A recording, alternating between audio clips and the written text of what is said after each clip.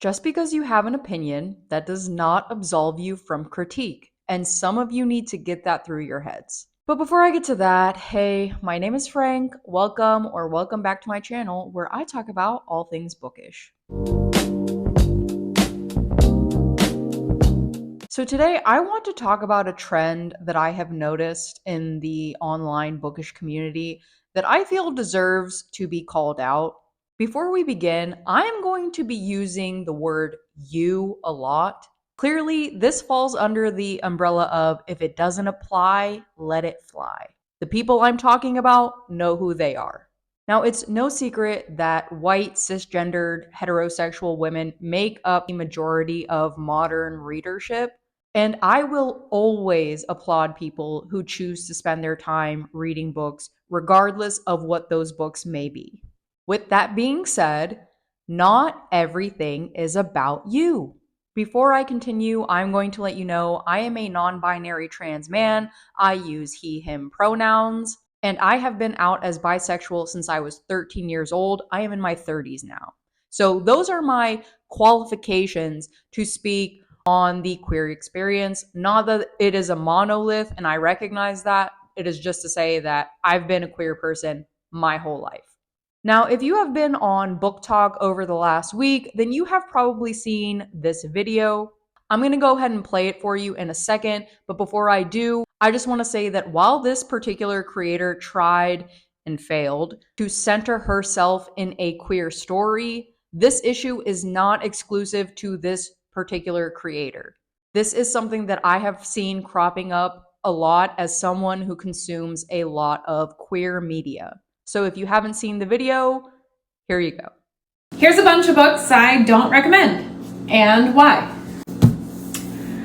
I like to have a part. I'm a girl, and I like to be one of the characters. I like to imagine myself as the character. You know, like in any book that I read, I am the FMC. I read that the FMC has blonde hair, blue eyes. No, she does not.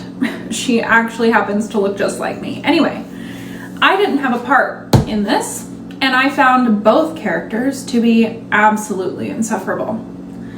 I did DNF this, so I don't even know how it ended, but I could not get into that. So like many people in her comments and people defending her in other comment sections, you may be asking yourself, well, what's wrong with what she said? It's just her opinion.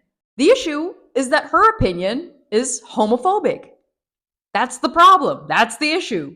If you have a large platform like this creator does, your opinion holds some weight in this world. That is just the reality. The things that you say, especially in a community like this, where your recommendations or your aversion to certain books holds weight. It's not about the fact that she didn't see herself in the story and so she DNF'd it. It's about the fact that she went into a clearly labeled romance and said that she can't recommend it because her experience as a cis het woman was not centered in a queer story. It inherently validates this terrible idea that queer stories are merely there for your consumption and nothing else, as if the whole point of these stories being written is so that you can enjoy them. When you frame it as it lacking any value worth recommending simply because you could not center yourself in a queer story, because someone outside of that experience could not relate to it, that's a problem. She could have simply said that while she personally did not enjoy the romance aspect of it, she realizes that it could hold a lot of importance and significance for some of her viewers. Now, I am not the type of person that requires disclaimers for every little thing, but I do feel like when you are talking about something important like this, you do owe people some kind of clarification. Now, if this was a one-off instance, then I clearly would not be here making this video. But this is something that heterosexual women do time and time again. They insert themselves in queer spaces and then make it unsafe for queer people. We saw this with the heated rivalry fandom. Women's inability to view queer stories as anything more than merely there for their entertainment and enjoyment is problematic, and it can lead to real world violence against actual queer people.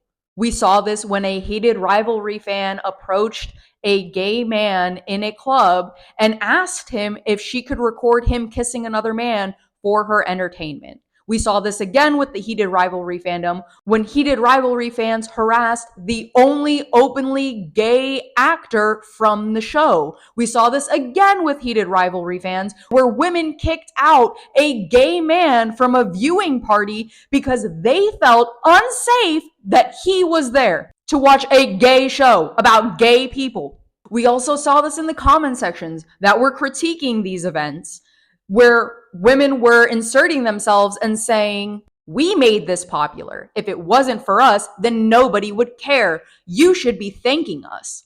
Yup, yes, that is a real comment that I saw from a real person in one of those comment sections. Now, even if queer stories are written by women, that does not mean that they are exclusively for you.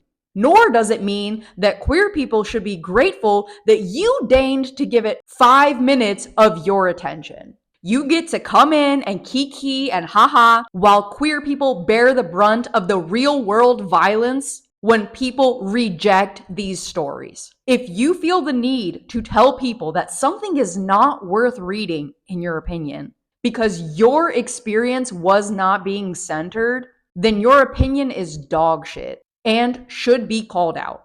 So many people like to say it's not that deep, but what that actually means is that you are incapable of getting that deep. You get to spout your nonsense and then absolve yourselves from the real world harm that you cause because you ignore the fact that an opinion is not a shield.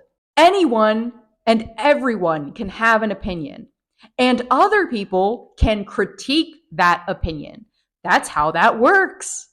An opinion is not the end all be all of, oh, well, it's just my opinion, so you don't get to have an issue with it. That's literally not how the real world works. Now, I'm going to show you some reviews that I took screenshots of on Goodreads of Alix E. Harrow's The Everlasting. If you have not read this book, then all you need to know is that it is a fairy tale romance about a strong, tall, muscular knight that is the FMC and an MMC who is a slender, cowardly, intellectual, weak man. Now, queerness is very prevalent in this book. And in my opinion, it was a very refreshing take on typical romantasy tropes. I do have a whole review about this in which I go into my opinion on the queer representation if you do care to check it out. But these are the screenshots. I'm going to post them all up on the screen. And this is just more women complaining about the emasculation of the MMC, blah, blah, blah, blah, blah, inserting themselves in queerness when that is not their fucking business. So again, I reiterate, these stories are not for you. If you want a typical romance with a rugged, masculine, manly main character who is chopping wood and whatever the fuck else, go read any of the other 5 million published works that exist that center that very thing. Go ahead, go out there. They exist. You can go read that. If your main critique of a queer story is its queerness, that is homophobic. I don't even understand how that needs to actually be said. Like, I don't understand how this is a concept that many people are failing to grasp. Because imagine saying this about literally any other demographic. Can you imagine reading a book about a physically disabled character and your critique is, I DNF'd this and I don't recommend reading it because I just could not see myself ever using a wheelchair? Ridiculous. Are you allowed to DNF a book for any reason that you choose? Sure, yeah, of course. But if your primary critique of a story is that your personal experience was not being centered, then that is just ignorant at best. Queer stories do not simply exist for you to consume and enjoy and then go ahead and discard queer people's real life and real existence. Because get this, We are living during a time where fascism is on the rise in every single corner of the globe. And queer folks are some of the very first people to be targeted because violence against us is so very normalized across the world. It is that deep, and it is high time that you guys get with the program of liberation for all or get out of our spaces. If you are uncomfortable with anything that I have said in this video, then I invite you with as much love and respect as possible to sit with that discomfort and ask yourself why. Queerness does not owe you anything, and your entitlement to our stories and our spaces needs to be checked. If you decide that reading stories with diverse voices and characters is not for you, then that is entirely your business. But please understand that if you do choose to venture out of your comfort zone, and the primary critique that you come away with is that you didn't like something because it did not center you in that story, especially when you are often operating as the default within society and within stories, then you must at the very least understand what a harmful mentality it is to have. You are a guest in this house, so get your feet off the table. I hope that this was a learning moment for you. I hope that it provided some insight as to how and why people within the queer community may have an issue with the framing of this type of thing, because your opinions are not and should not be the end all be all of our stories and the way that they are shared with the world. Until next time.